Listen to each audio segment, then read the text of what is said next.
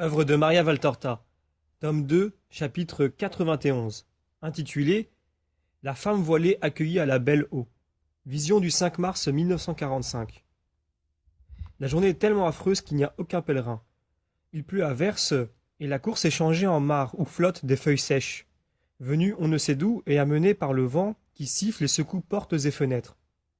La cuisine est plus sombre que jamais, car, pour empêcher la pluie d'entrer, on doit à peine en entr'ouvrir la porte. La fumée fait pleurer et tousser car le vent la refoule à l'intérieur. Salomon avait raison, dit Pierre sentencieusement. Il y a 3 choses qui chassent l'homme de chez lui. Une femme querelleuse, celle-là je l'ai laissée à Capharnaüm avec ses congénères. Une cheminée qui fume et un toit qui laisse passer la pluie. Ces 2 dernières choses, nous les avons. Mais demain, je vais m'occuper de cette cheminée. Je monte sur le toit, et toi, et toi, Jacques, Jean et André, venez avec moi. Avec des ardoises, nous la rehausserons et nous ferons un toit à la cheminée. Et où vas-tu trouver des ardoises demande Thomas. Sur l'appentis. S'il y pleut, ce n'est pas la fin du monde. Mais ici, ça te peine que tes plats ne soient plus décorés par des larmes fuligineuses? Imagine donc, si tu pouvais réussir. Regarde comme je suis barbouillé. Il me pleut sur la tête quand je me tiens auprès du feu. Tu ressembles à un monstre d'Égypte, dit Jean en riant. De fait, le visage plein et débonnaire de Thomas est zébré de bizarres virgules noires. Toujours gai, il est le premier à en rire, et Jésus aussi, car, juste au moment où il parle, une nouvelle goutte chargée de suie lui tombe dessus et lui noircit le bout du nez. Toi qui t'y connais en matière de temps, qu'en dis-tu? Ça va durer longtemps comme ça? Demande à Pierre Judas, qui est tout changé depuis quelques jours. Maintenant je peux te le dire, je vais faire l'astrologue, dit Pierre. Il va à la porte, l'entr'ouvre un peu plus, passe à l'extérieur la tête et une main, puis il annonce vent faible du midi, chaleur et brouillard.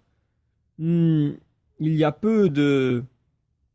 Pierre se tait, puis rentre doucement, laisse la porte entrebâillée et guette.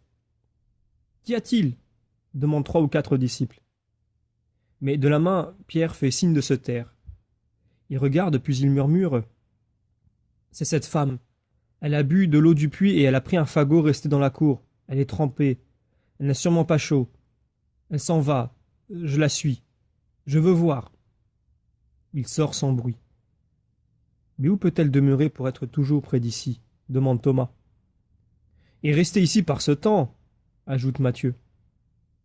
Elle va certainement au village parce qu'avant-hier elle y achetait du pain, dit Barthélemy. Elle reste ainsi voilée avec une belle constance, constate Jacques, fils d'Alphée. Ou à cause de quelques motifs sérieux, observe Thomas. Ce sera sûrement celle dont ce juif parlait hier, demande Jean. Ils sont toujours si faux. Jésus ne souffle mot, comme s'il était sourd. Tous le regardent. Ils sont sûrs que lui, il sait. Mais il est en train de travailler avec un couteau sur un morceau de bois tendre, qui, tout doucement, se transforme en une grosse fourchette, bien pratique pour sortir les légumes de l'eau bouillante. Quand il l'a achevé, il offre son travail à Thomas, qui s'est donné complètement à son métier de cuisinier. Tu es vraiment habile, maître. Mais nous diras-tu qui elle est? Une âme. Pour moi, vous êtes des âmes. Rien d'autre. Hommes, femmes, vieillards, enfants, vous êtes des âmes. Des âmes et encore des âmes. Les bébés sont des âmes pures, les enfants des âmes d'azur, les jeunes gens des âmes roses, les justes des âmes d'or, les pécheurs des âmes noires comme la poix. Mais tous sont seulement des âmes, rien d'autre que des âmes. Et je souris aux âmes pures, car il me semble sourire à des anges. Je me repose dans les fleurs de rose et d'azur de bon adolescent. Je me réjouis dans les âmes précieuses des justes. Je peine et je souffre pour rendre précieuses et lumineuses les âmes des pécheurs.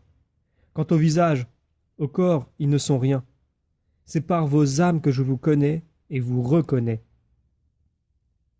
Et elle, quelle âme est-elle? Demande Thomas. Une âme moins curieuse que celle de mes amis, car elle ne s'enquire pas, ne pose pas de questions, va et vient sans parler et sans regarder. Je croyais que c'était une femme de mauvaise vie ou une lépreuse, mais je me suis ravisé car, maître, si je te dis quelque chose, tu ne me feras pas de reproche?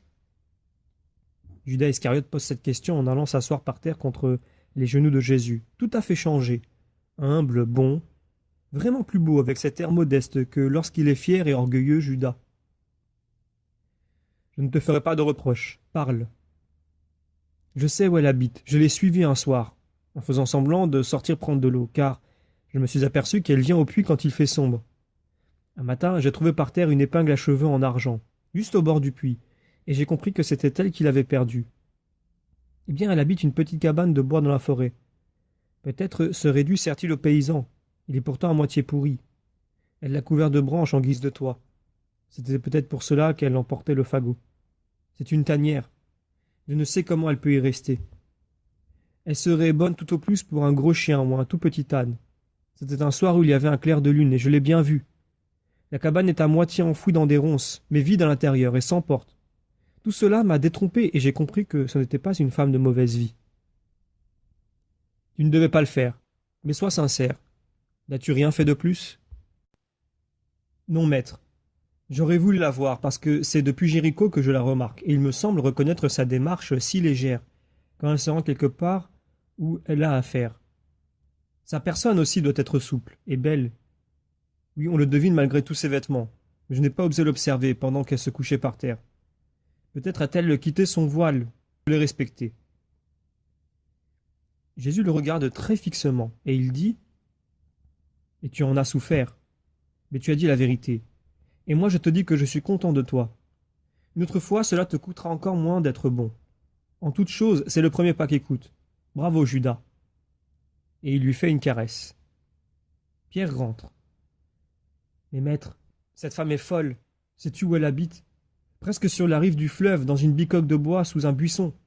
Il a peut-être servi autrefois à un pêcheur ou à un bûcheron, qui sait?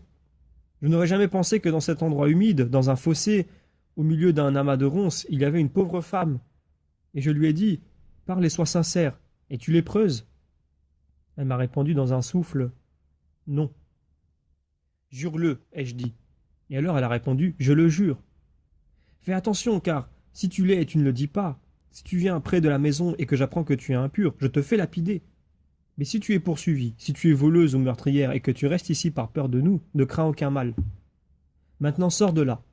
Tu ne vois pas que tu es dans l'eau? As-tu faim? As-tu froid? Tu trembles. Je suis âgé, tu le vois. Je ne te fais pas la cour, âgé et honnête. Écoute-moi donc. Voilà ce que j'ai dit, mais elle n'a pas voulu venir. Nous allons la trouver morte car elle est vraiment dans l'eau. Jésus est pensif. Il regarde les 12 visages qui le regardent aussi, puis il dit « Que devons-nous faire, à votre avis ?» Mais, maître, c'est à toi de décider. Non, je veux que ce soit vous qui jugiez. C'est une situation où l'estime que l'on a de vous est aussi en cause. Et ce n'est pas à moi de faire pression sur votre droit à la protéger. Au nom de la miséricorde, moi je dis qu'on ne peut la laisser là, dit Simon. Barthélemy ajoute je dirais de la mettre pour aujourd'hui dans la grande pièce. Les pèlerins n'y vont-ils pas? Elle peut y aller, elle aussi. D'ailleurs, c'est une créature comme toutes les autres, ajoute André. Et puis aujourd'hui, il ne vient personne. Par conséquent, constate Matthieu. Je proposerais de l'abriter aujourd'hui et d'en parler demain au régisseur. C'est un brave homme, dit Jude. Tu as raison. Bravo. Et il a un bon nombre d'étables vides. Une étable, c'est toujours un palais royal en comparaison de cette espèce de barque défoncée, s'exclame Pierre. Va le lui dire alors, l'encourage Thomas. Les jeunes n'ont pas encore parlé, fait remarquer Jésus. Pour moi, tout ce que tu fais est bien, dit son cousin Jacques. Quant à l'autre Jacques et son frère, nous sommes d'accord. Je pense seulement aux cas malheureux où quelques pharisiens en seraient informés, intervient Philippe. Oh, même si nous partions dans les nuages, dit Judas, crois-tu qu'il ne nous accuserait pas? Il n'accuse pas Dieu parce qu'il est loin. Mais s'il pouvait être aussi près de lui qu'Abraham, Jacob et Moïse, il lui ferait des reproches. Qui est exempt de faute pour eux? Alors, allez lui dire de venir s'abriter dans le logement des pèlerins. Toi, Pierre, vas-y avec Simon et Barthélemy. Vous êtes déjà âgés et ferez moins d'impression à la femme. Et dites-lui que nous lui donnerons une nourriture chaude et un vêtement sec. C'est celui qu'a laissé Isaac. Vous voyez que tout sert, même un vêtement de femme donné à un homme. Les jeunes rient, parce qu'il doit y avoir eu quelque amusante plaisanterie à propos de l'habit en question. Les 3 plus âgés partent et reviennent peu de temps après. Elle ne voulait pas, mais elle a fini par venir. Nous lui avons juré que nous ne la dérangerons jamais. Maintenant, je lui porte de la paille et le vêtement. Donne-moi des légumes et un pain. Elle n'a rien à manger aujourd'hui. En fait, qui va en tourner sous un tel déluge? Le brave Pierre sort avec ses trésors. Et maintenant, dit Jésus, cet ordre vaut pour tous. On ne va à son logement pour aucun motif. Demain, nous pourvoirons. Habituez-vous à faire le bien pour le bien, sans curiosité, sans désirer à ce propos une distraction, ni pour toute autre raison. Vous voyez, vous vous plaignez de ne rien faire d'utile aujourd'hui. Nous avons aimé notre prochain. Que pouvions-nous faire de plus grand? Si c'est une malheureuse, et cela est certain, notre aide ne peut-elle lui apporter un réconfort, une chaleur, une protection, bien plus profonde que ce peu de nourriture, ce pauvre vêtement, ce toit sûr que nous lui avons procuré? Si c'est une coupable, une pécheresse, un être qui cherche Dieu, notre amour ne sera-t-il pas le plus bel enseignement, la parole la plus puissante, l'indication la plus nette pour la mettre sur le chemin de Dieu? Pierre entre tout doucement et écoute son maître. Voyez mes amis, il y a beaucoup de maîtres en Israël, et ils parlent. Or les âmes restent telles qu'elles sont. Pourquoi? Parce que les âmes entendent les paroles des maîtres mais ne voient pas leurs actes. Alors l'un détruit l'autre, et les âmes restent là où elles étaient, si encore elles ne reviennent pas en arrière. Mais quand un maître fait ce qu'il dit et agit saintement en toutes choses, même s'il ne fait que des actes matériels comme donner un pain, un vêtement, un logement, à la chair souffrante de son prochain, il arrive à faire progresser les âmes et à les mener jusqu'à Dieu. Ce sont en effet ses propres actes qui annoncent à ses frères « Il y a un Dieu et Dieu est ici ». Ah, l'amour! En vérité, je vous dis que celui qui aime se rachète lui-même et sauve les autres. Tu as raison, maître. Cette femme m'a dit « Béni soit le Sauveur et celui qui l'a envoyé, et vous tous avec lui. » Elle a voulu me baiser les pieds, un pauvre homme que je suis, et elle pleurait derrière son voile épais.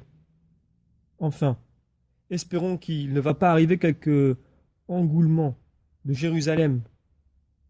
Sinon, qui leur échappera? Notre conscience nous sauve du jugement de notre Père. Cela suffit, dit Jésus. Et il s'assit à table après avoir béni et offert la nourriture. Et tout prend fin.